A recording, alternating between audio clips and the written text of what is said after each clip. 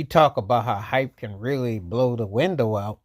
Who had a better career out of Carmelo Anthony and Alex English? The battle of the Denver Nuggets high scores. Now, English led the whole NBA in scoring in the 80s, but he's been forgotten. Imagine if he had the styling of Carmelo Anthony, he might dang near be considered probably in the 40th greatest player ever if we're going to put that as a ranking, because he scored and he was a scoring machine and he had a better overall feel for the field. Melo had a strong outside set shot and he could go to the hole, but there really wasn't a lot separating them. You factor in All-Star games, they each led the Nuggets to one Western Conference final appearance. So what does it come down to? Sometimes it's just like a popularity contest. When you do these totalities and then you look up art, I won't say artists, but it is artists because, players are artists. I mean, what you paint your canvas of what you put up.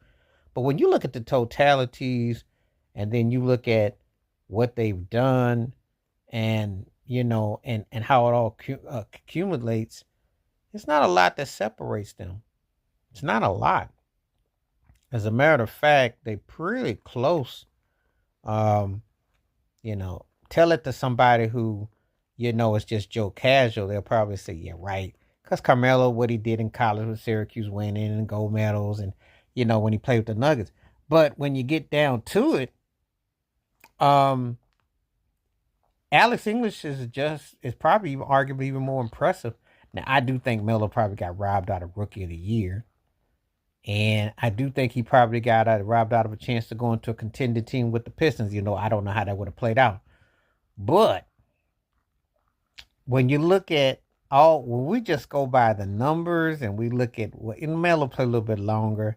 He stat padded the last 2-3 years of his career because really and truly his was pretty forgettable. He just became a hired hand who just was playing on teams just to put numbers up.